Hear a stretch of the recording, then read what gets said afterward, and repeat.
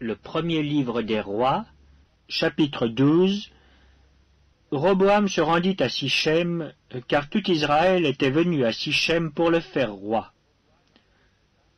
Lorsque Jéroboam, fils de Nébat, eut des nouvelles, il était encore en Égypte où il s'était enfui loin du roi Salomon, et c'était en Égypte qu'il demeurait.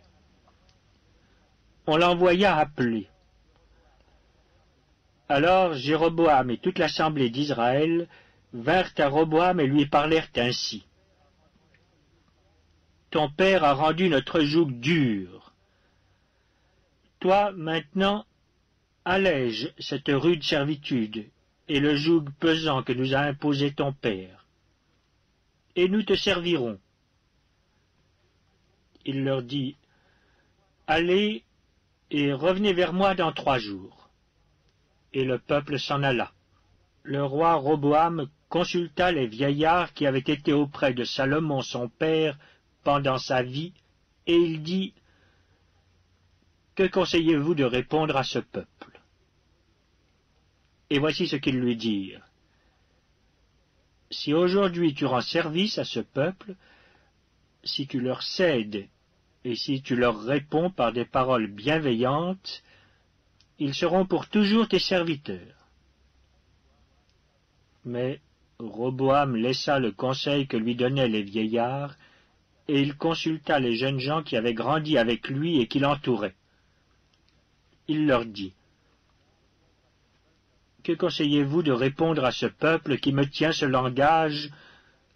Allège le joug que nous a imposé ton père. » Et voici ce que lui dirent les jeunes gens qui avaient grandi avec lui. Tu parleras ainsi à ce peuple qui t'a tenu ce langage.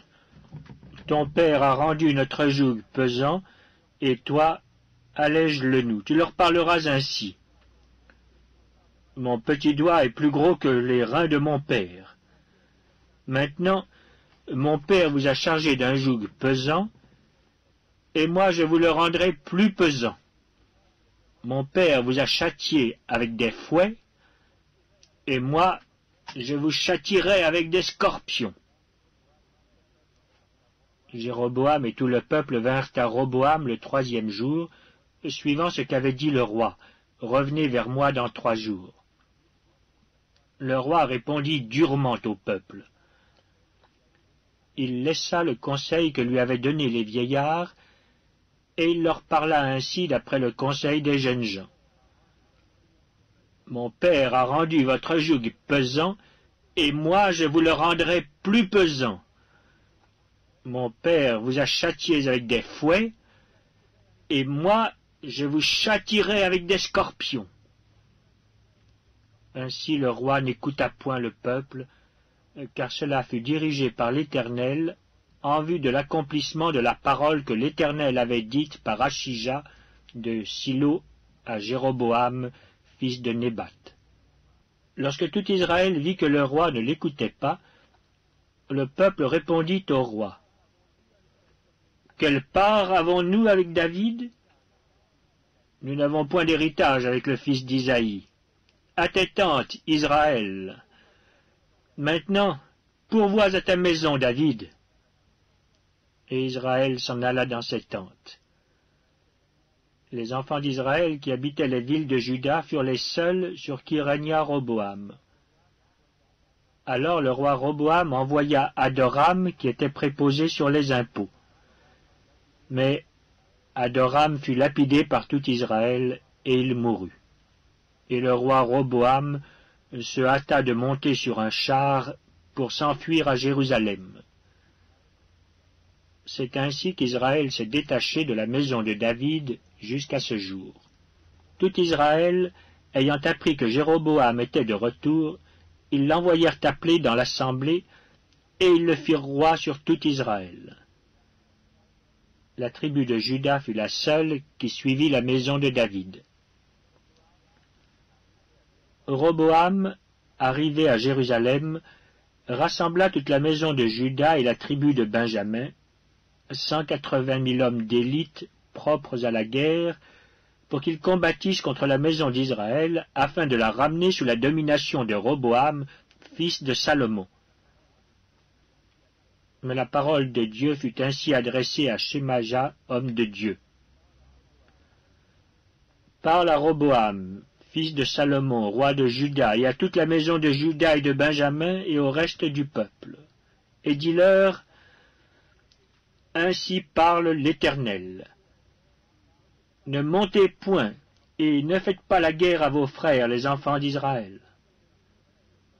Que chacun de vous retourne dans sa maison, car c'est de par moi que cette chose est arrivée. Ils obéirent à la parole de l'Éternel, et ils s'en retournèrent selon la parole de l'Éternel. Jéroboam bâtit Sichem sur la montagne d'Éphraïm, et il y demeura. Puis il en sortit et bâtit Pénuel.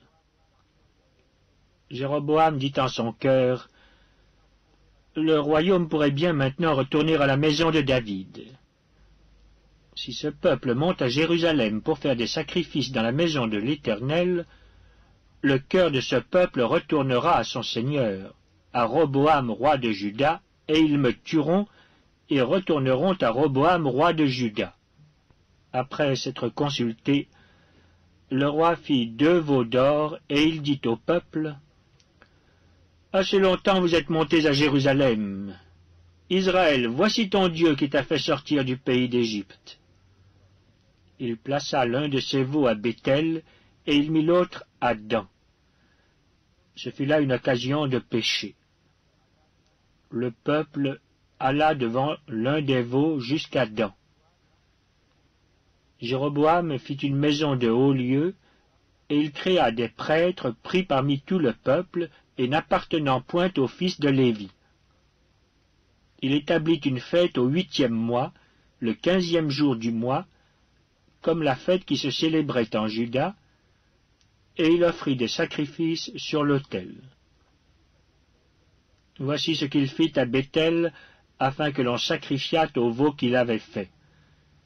Il plaça à Béthel les prêtres des hauts lieux qu'il avait élevés, et il monta sur l'autel qu'il avait fait à Béthel, le 15e jour du 8e mois qu'il avait choisi de son gré. Il fit une fête pour les enfants d'Israël, et il monta sur l'autel pour brûler des parfums.